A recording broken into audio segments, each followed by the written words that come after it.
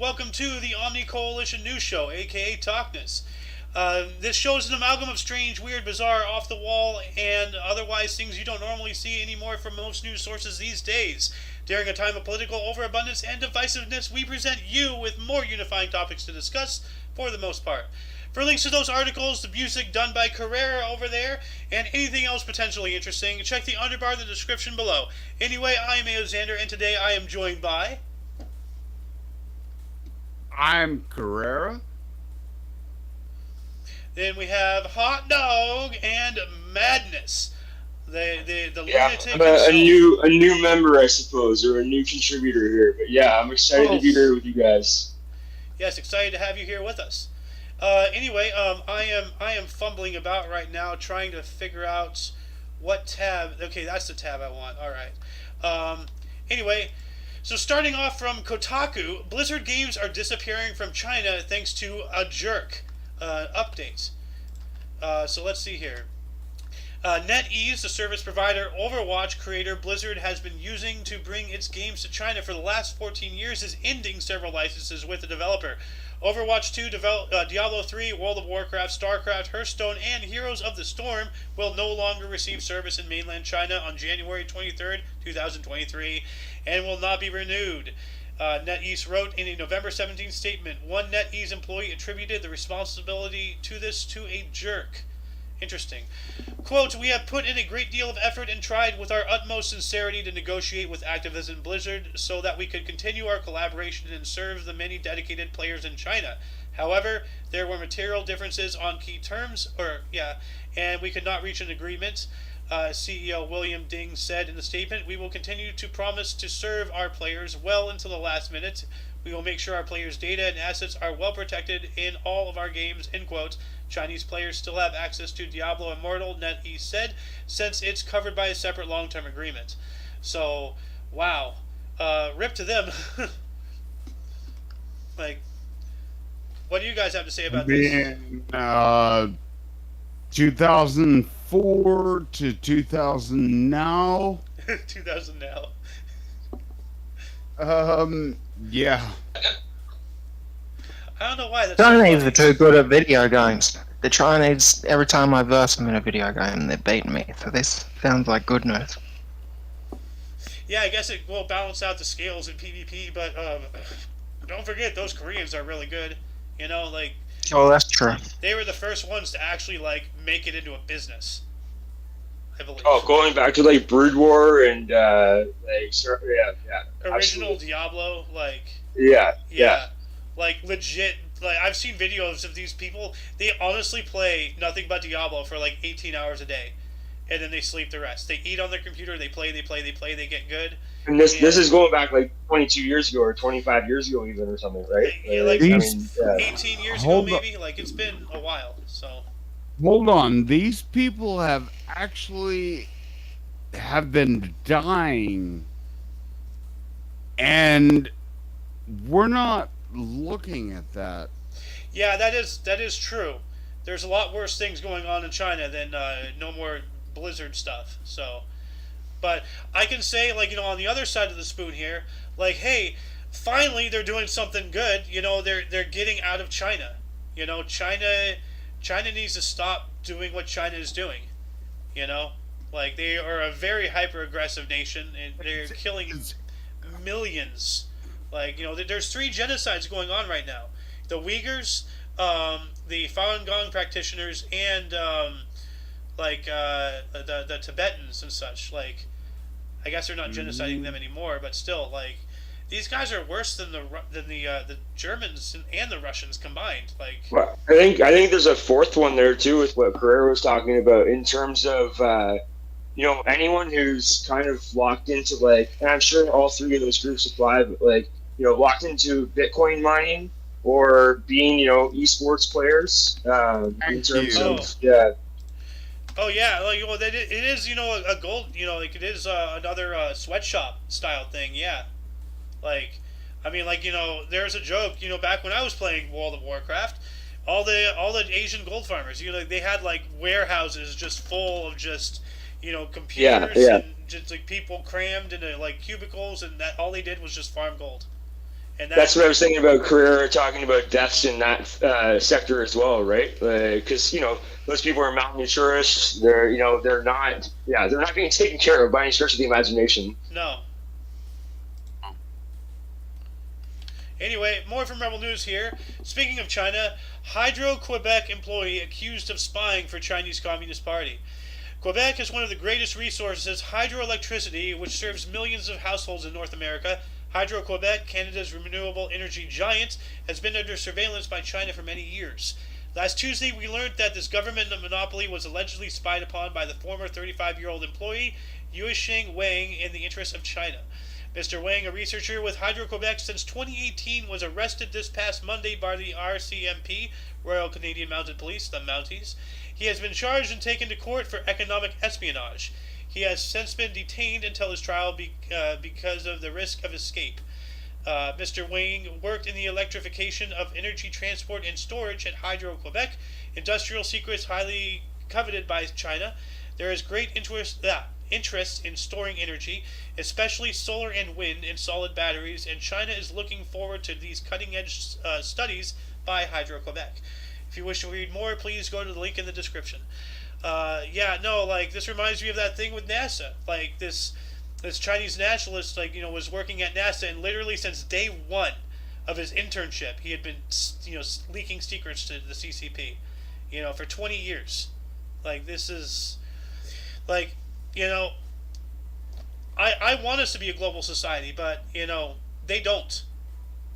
And they want to control and rule. So we can't play nice.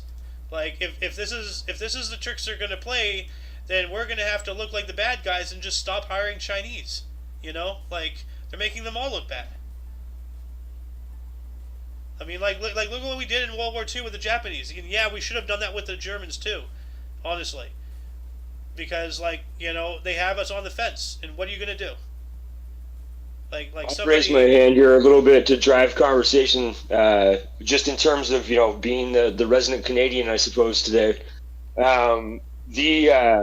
That what you just described has been happening in academia in Canada for about the past 15 years or so, maybe even longer, probably.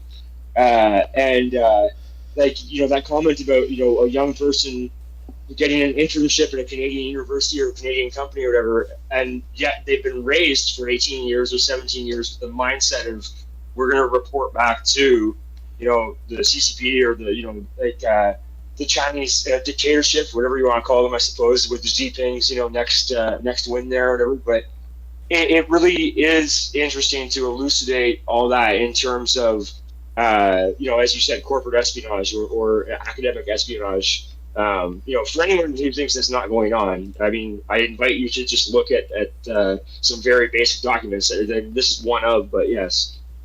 Well, yeah, yesterday, I believe, or the day before, we were talking about how there's Chinese but police stations in, Quebec and Canada and various places, Yeah. And they were just, Rebel News, I believe, was just reporting on that recently, weren't they? Yeah, this is one of our sources, Chinese police officers on Canadian soil enforcing Chinese laws. How the fuck? What?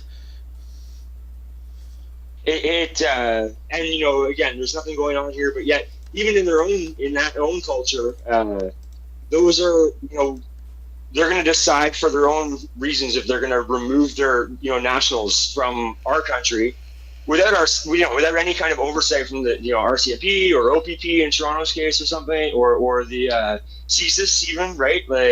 And in that case, those people, if they're breaking their own rules, are still getting in trouble. They're going back to China to be punished or whatever it is too, right? It's just they've left kind of what their lives have been like here, and they get just totally dragged out. Anyways, you get the ball. What I'm saying, you go on. Dude, could you imagine living a life knowing that no matter where you go on this earth, you're being watched over by the people that you're trying to flee?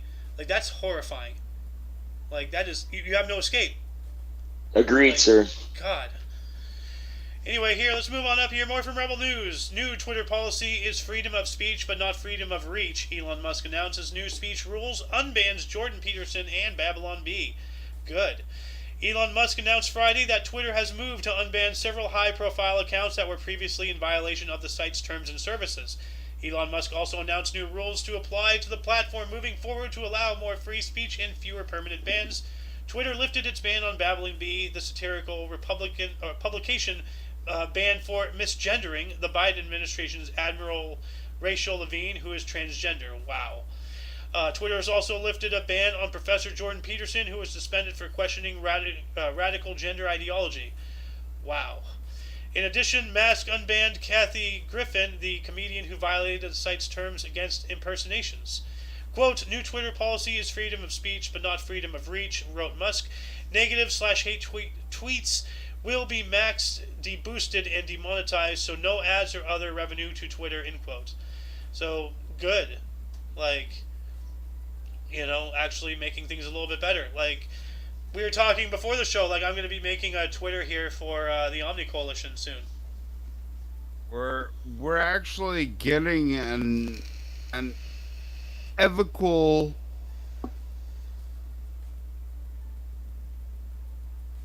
wow. Yeah. How about that, right? Carrera, you just have a mind break there. I'm actually blown away that finally somebody said, hey, you can say what you want to say. Yep. Anyway, from the Mirror here, the 7 symptoms of a heart attack that could occur exactly a month before a deadly attack. It says here, with over 800,000 Brits visiting hospital every year due to heart attacks, catching the horrors, early steps to prevent death. In fact, early treatment increases the survival rate from 7 in 10 to 9 to 10. Okay, that's good. A heart attack or myocardial infarction occurs when the supply of blood to the heart is suddenly blocked, typically caused by a blood clot. It is a serious medical emergency, and the NHS, National Health Service, I believe, advises that you should call 999, this is the UK of course, and ask for an ambulance if you suspect you or someone else is having a heart attack. In the States it's 911. In Canada I don't know what it is. It's also 911 up here, yeah. Okay. Yeah. It goes on to say the lack of blood to the heart may cause severe damage to heart muscles and be life-threatening. Earlier this year, the NHS England has launched a brand new life-saving campaign to help prevent heart attack deaths in the UK. That campaign aims to encourage more people to dial 999 as soon as they experience the early signs of a heart attack. Okay, so yeah. What are they? Let's see. Symptoms include sleep disturbance, shortness of breath, indigestion, anxiety, heavy, weak arms or legs, changes in thinking, loss of appetite. Well, I have most of those. That's not good. Wow, what does that say about me? I don't know. I guess I'm overdue for one, actually. But no, it's not funny. Sorry. Wait, can I get both of those points, Xander? Like in terms of the Twitter article that you just read in the heart attack article, you know, it's, I mean, on one side you have Elon doing pretty much anything he can to bring actual free speech back to this platform, right? You know, this is why you see people leaving and coming and going. It doesn't really matter. It's based on their own personal choices in terms of how the past 2 years have gone for them. But, you know, the myocarditis or you know, any kind of those problems, obviously, not obviously necessarily, but it's coming to light that, you know, it's any reason but whether or not you got vaccinated or not, right? Is that kind of, we're going there? Well, there's not really, it's not saying any link here, but like maybe, you know, this sudden, well, this is every year, but maybe they're wording it differently. Maybe so are we seeing historical differences? That's a question I think one of the UK groups I'm working with are asking. Well, I would say yes, because there are a lot of these, you know, people like celebrities and these people like in award ceremonies and stuff who've been like, you know, vaccinated or boosted or whatever, and suddenly they just collapse. Like that's happened so many times. Like it's never happened before. Like every now and then, yeah, somebody has some kind of problem, and now they're just dropping like flies. And there's a universal thing that links them all, and maybe that's the reason. So right. Well, can we go back to the first point then too? Sorry, go on. excess deaths have been up in nearly every country since the vaccinations. And that's if they take into account the time period before the pandemic even started, there are higher deaths in many different types of sicknesses and illnesses, not just heart attacks. Oh yeah, no, there's literally a billion ways to die. Like, I mean, it's extra. More people are dying after the vaccination than before, like excess. There's Yeah. an extra amount. I didn't want to get us lost on this, Xander, but to bring it back to your first, the other article about Elon Musk and the demonetizing of tweets and stuff, Yeah. and the deboosting, you know, that obviously, I guess the reason I jumped to the vaccination was because that was a very, very topical, moment where people were getting, I think about Alex Berenson, let's say, or something, but people were getting taken off Twitter because of what they were saying about the actual data. Do you think, to wrap this full circle, I suppose, like, do you think that now that public space or that Agora or Agora or whatever is going to be, like, Elon just reported right before that tweet, I think, record high usage of Twitter or something today or something, right? Like, is that true? I haven't been paying attention to that. Yeah. So I mean, is free speech going down or up in terms of people leaving the forum are people who are like they wanted to be they want to have their precious opinions kind of held in high regard, but they did that by deleting and like removing people who were saying otherwise, right? That's what Twitter was doing, yes, and that's why like a lot of these people are like going crazy about like this verified thing. Like you've seen what's been going on about that, like people making fake verified accounts, and causing havoc, which has been hilarious to be honest.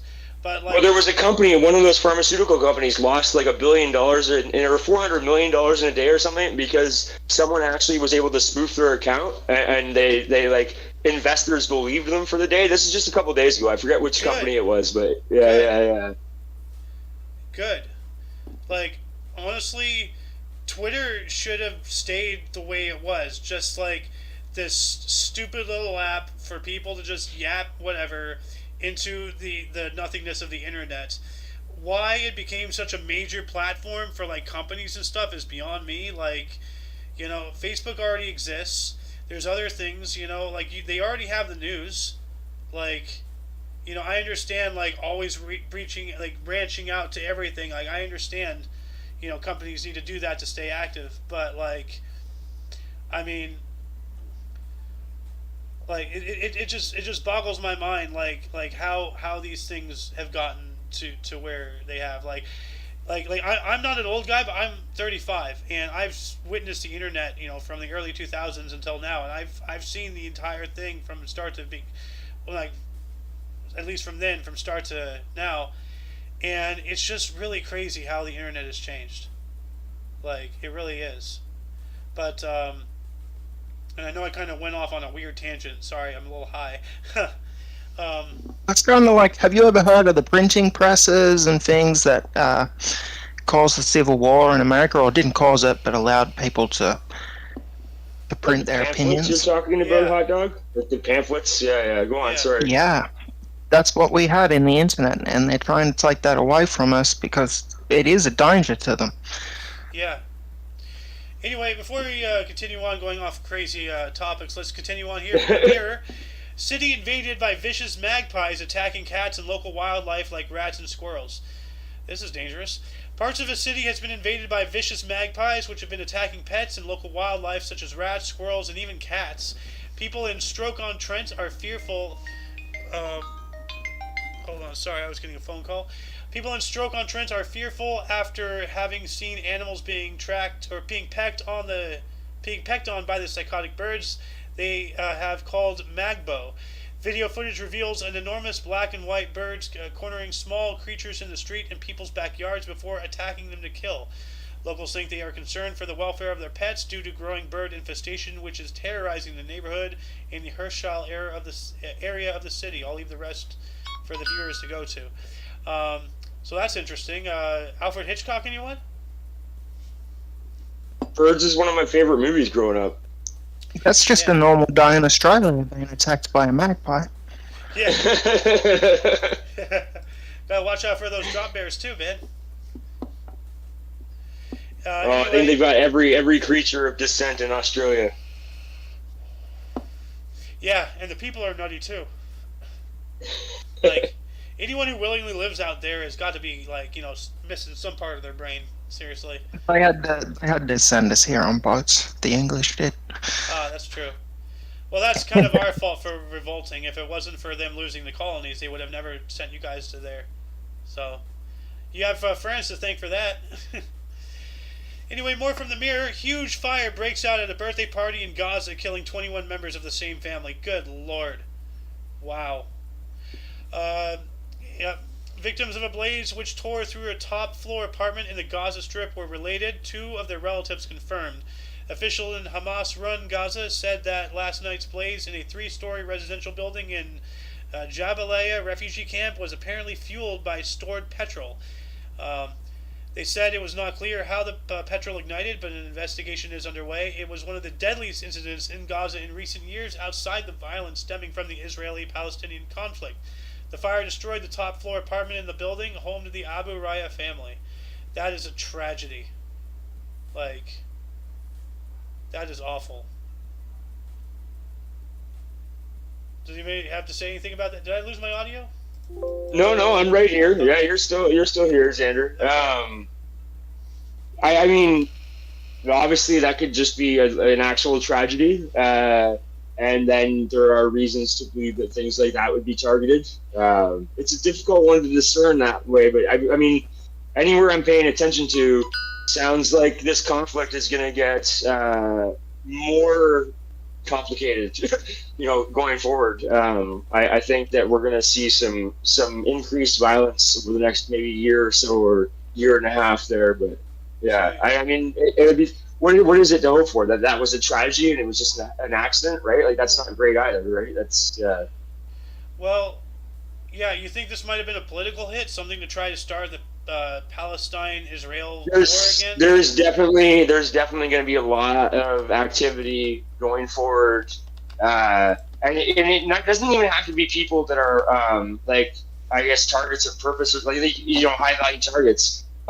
It just needs to be conflict, and I think that we're going to see quite a bit of that over the next 12 months for sure. I think that everything becomes complicated over the next 6 to 18 months. Dang. So great. Now we have another theater for another possible. Sure. Yeah, and so, that one gets that one works on the conflict since World War II as well, right? Yeah. Well, there's this whole Russia-Ukraine thing. China's going to invade Taiwan by I think it's going to happen in May. So, because there's only 2 times in a year they can actually do an invasion. Because there's cargo ships, there's passenger ships, going. But for an invasion fleet, there's only 2 times that the weather is all right within that area for it to operate and sustain. And that's we've already passed it for this year, but it's going to. Well, it almost sounds like fording the English Channel, right? It's like 70 years later or something, and it's going to be the same version of it, but just fording the Taiwanese Strait. Yeah, more or less, it is kind of the same thing, because weather had a major impact. It was the invasion was actually supposed to be invasion of Normandy in World War II was supposed to be on June 5th, but due to rough weather, they postponed it. And they were actually thinking about calling the forces back, because they had the ships going out there, because they send the ships first, because it takes a day or so for them to get through. Yeah, there's losing men and machine, right? Yeah. They're losing. And then, but somebody predicted there's going to be a break in the weather on June 6th, and they're just like, go, and then they went, and then it happened. So, but yeah, that's June. I'm thinking this is going to happen in May, because May, February, March, April, May, that area is, I believe when it's going to be on that side of the year for them to do it, and they're going to do it. They already have the entire island nation surrounded, and we have 4 carrier groups out there, Yeah. So we're ready. Anyway, this might become a thing.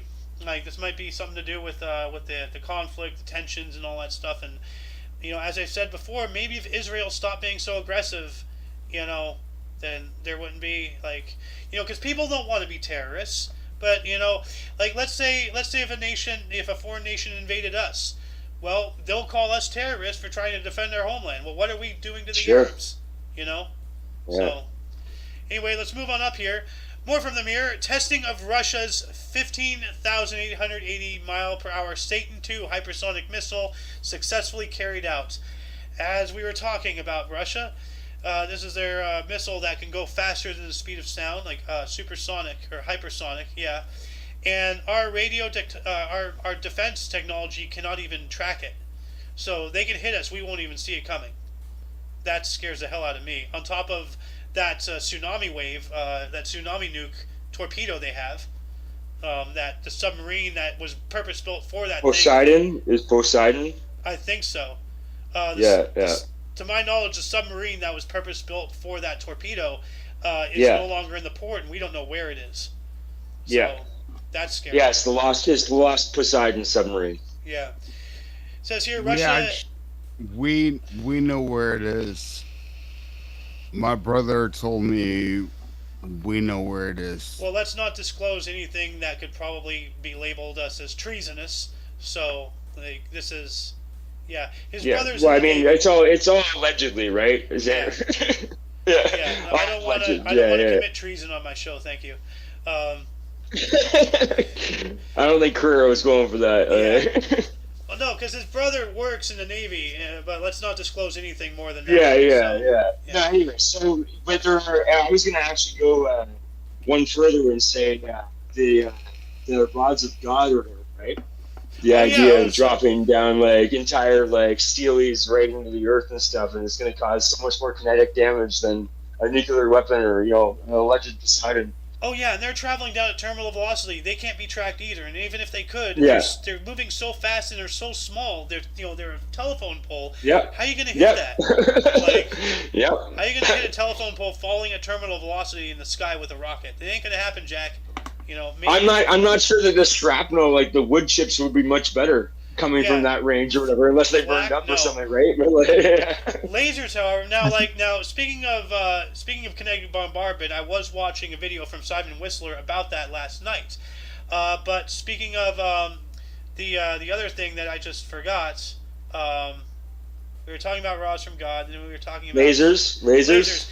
Yeah, the other day we did an article about the Navy now has an actual functioning defensive and potentially offensive laser weapon. So we now have laser weapons. It is official. Specifically for taking out missiles too, wasn't it? Yeah, but this is not just a laser tracker. This is an actual focus beam of light strong enough to heat up a target to cause it to destroy. Yes, we are now in the Star Trek age. We are in the Star Trek age. We have the Space Force, and our Navy now has lasers. So this is the start.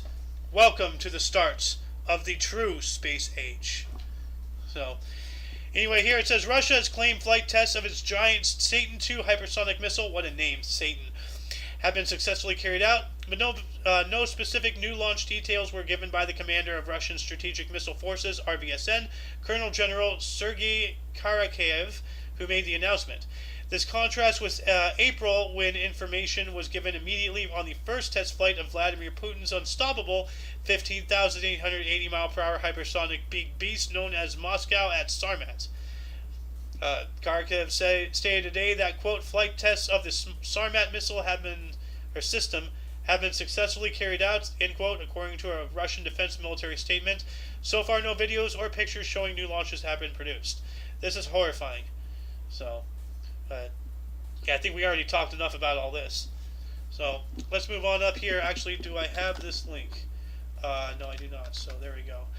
Moving on up here from UPI, otherwise known as UPI, world's largest published book unveiled in Texas. Everything is indeed bigger in Texas.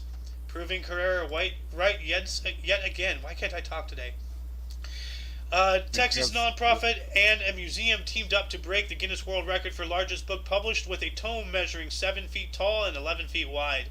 Literacy nonprofit I Write and the Bryan Museum in Galveston teamed up to create a massive version of the book I Am Texas, which contains writing and artwork from 1,000 Texas students from 3rd to 12th grades. The book, which has actually, I'm just going to leave that because it's not really a long article, so I'll leave that for the viewers to go and read the rest. But this is awesome. Like, it's a book in Texas, of Texas, about Texas, made from Texans. Like, this is the most Texas thing you can get, unless you slap a porterhouse on the pages or something. Oh my god. Am I wrong? No, I'm not gonna discredit you there. And he is a Texan. Like, so, yeah. Yeah, all my exes live in Texas. Yeah, I have an ex in Texas, actually, Alice. Her name, I'm not going to reveal her name, but she lived in Houston at the time. So, anyway, did I get... Yeah, I got that link. So let's see. More from Oopie. Slackliner crosses between 2 hot air balloons over Brazil. Oh, God. Like, this makes... My ex is leaving Texas. And there she is, the lady of the hour. How you doing, Alice? Miss Pam Poobie. Oh, living the dream. I just wanted to pop in real quick 'cause I just was watching your show and I heard something about Texas and I was like, what? Texas? Texas? Biggest book, apparently. The biggest book in the world published. Yeah. Alright. No, I'm gonna go back to watching the show since I'm at work. So Okay. I just want to pop in and be like, be cool, stay in school, don't do drugs, drive safe, don't rape. I do all the drugs. Well, just drive safe and not rape, okay? I can't speak for him yet. Always? That was not my word. Carrera, I'm looking at your 94037 tag there. You better let that tag on your microphone there know not to drive safe. Oh, I mean, to drive safe and not rape, okay? I do not drive drunk, so you know this. Okay? Thank God for that. Good. I do. Yeah. But I do. Alice, don't be bad, Alice. How dare you assume that I don't drive safely? Oh, Don't God. tell me what to do. Anyway, it says here, an All right, back to accomplished yourself. slackliner showed off his balance skills by taking a walk on a line suspended between 2 hot air balloons over his Brazilian hometown. Rafael Berti, who previously earned the Guinness World Record for highest slackline walk when he crossed between 2 balloons 6,236 feet over Praia Grande in Santa Catarina, Brazil, replicated the stunt over the city of Florianopolis in honor of his hometown. The stunt was sponsored by camera company Insta360, which posted video of the slackline walk on YouTube. Ooh, so let's see here. Is this a link here? Yeah. Well, I'm going to have this link here for you to watch. Terrifying. I am not going to watch because this makes me very, very nervous. So, That's terrifying. yeah, no thank you. I'm good. And that's a slack line, so it's not a tightrope. So that thing is No. wiggling and you're over 6,000. You're literally over a mile in the fucking sky. Hell no. One of my exes was big on slacklining, Xander, and it is absolutely terrifying. Well, now I know why she's your ex. That joke could get really dark depending on how you look at it. Wow. I just realized No, that. she's alive. She's alive. Okay, Don't worry. good. Yeah, Okay, she's good. fine. Yeah. I realized, oh fuck, what if she died? Like, maybe that's why she... Oh, no. No, she's alive and well. She's Okay, alive good. and well. Alright, so moving from that to our last article here, one more from Oopie. Car repair manual returned to Minnesota Library 47 years late. Well, at least it's back, you know? The Minnesota Library said a car repair manual checked out in 1975 was anonymously returned with an apologetic letter. Have you ever heard of? No, there's some libraries. Well, certainly in Canada, but definitely in the States as well, and maybe the UK. But libraries are ruthless on like penalizing their patrons in terms of having late fees or something. What about Minnesota? Was it the final piece of paper that was like trying to make St. Peter be the state capital? Oh. Yeah, like I saw something about that. Like actually, Okay, let's see here. Was in it Minnesota, here? so I had to pop Yeah. back in after I left. The council race in Michigan town settled by 2 pieces of paper. Is that what you're talking about? Yeah, it was one of your last articles. No, we're talking about a Something car. Oh. We're talking about a car repair thing, but I have kind of skimmed over this article here a couple of times, so we'll make that our last one. But yeah, the article continues on here. The Washington County Library System said in a Facebook post that the book Chilton's Foreign Car Repair Manual, German, Swedish, Italian Cars Volume 1, arrived recently via mail at the Lake Elmo Library. An unsigned letter included with the package explained the borrower had checked the book out to help with a Mercedes-Benz repair project in the mid-70s. The letter continued to explain the former patron had forgotten to return the book before moving away from Lake Elmo a few months later. Said, Oh, I know Lake Is it- Elmo. Is there a charge? Is there a charge? Oh yeah, Macy's are horrible out here. Out there. Well, no, it was returned anonymously, so they don't know who to charge. So they just gotta, eat the. I know, but did they put a number to it? I kind of want to hear the number on a 47-year late book. Well, I don't even know how to begin looking for that.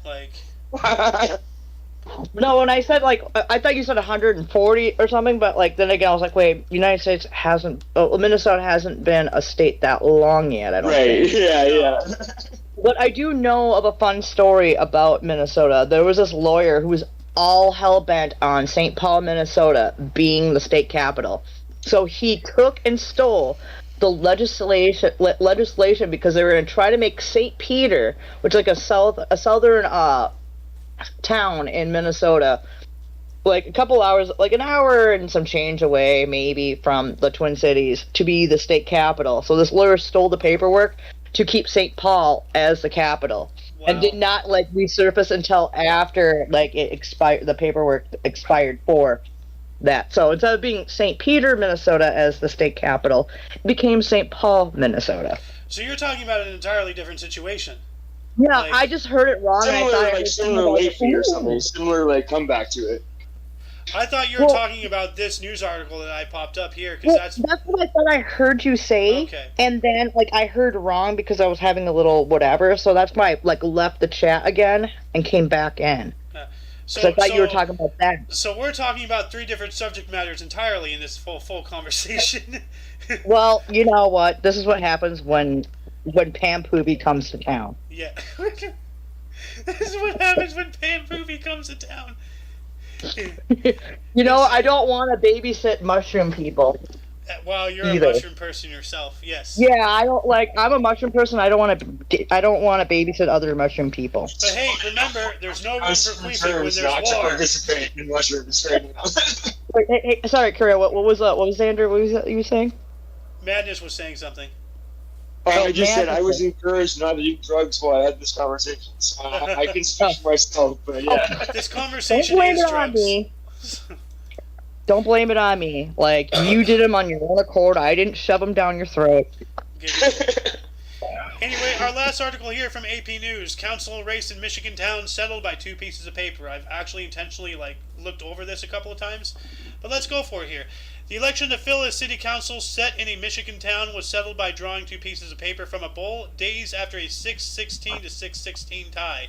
The new council member in Rogers City, Timon Adair, whose paper was elected. So essentially, they just drew from a hat. Oh. For lottery for city council member. Interesting. That sounds lovely. Yep. Anyway, without further ado, I believe that shall conclude the show. Once again, you can check the underbar of the description for any links you may be interested in, which includes but not limited to all things Omni Coalition. We don't just stream live on my channel. The Omni Coalition, the group itself, has its own YouTube. It has a Rumble, it has a BitChute. Go check those out. Especially with how fast we're growing, it's just a matter of time before Google looks at us into the thing. So, Hey. anyway, Hey, buddy. yeah, hey, what are you doing here? Hey, buddy, I'm walking here. Hey, I'm New York here.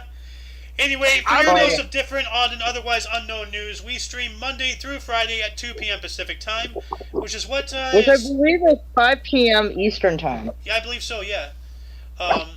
It's... And I make the music, so... Yes, you do. What? You are the music man. The music maker. Hey, Mr. Tambourine Man. Anyway, for all of you and all of us, I am A.O. Xander. That's Carrera. Yep. And we got a new guy here. The newest member here. Yeah. Nice to meet you all. Nice. We got a new guy here, Madness. Yep. We have good Madness old everywhere. Pam You guys can Boogie, figure out who I aka am Alice. if you want. And we Yeah. have Hot Dog. And who is Alice, aka Pam Poovy? Oh shit, snacks! Yep. Anyway, until you catch us next Monday, or if you're interested in history, we stream every day at 10 in the morning Pacific time for that. Whenever you see us 1 next time. p.m. Eastern. Yep, for the history show, TDH. And we actually have a news show starting up tomorrow about ufology, science, paranormal, technology, all that rigmarole and whatnot. Starting tomorrow at 2. And then Sunday, of course, is the Kicked Peanuts, which is our talk show. Yes. At 2. Well, yes, the Kicking the Peanut on Sunday. Yep. Anyway, until you catch us whenever you do, until then, don't forget to look right and left at every intersection, rate 5 thumbs, and subscribe. Toodles! Drive safe, don't rape. Peace.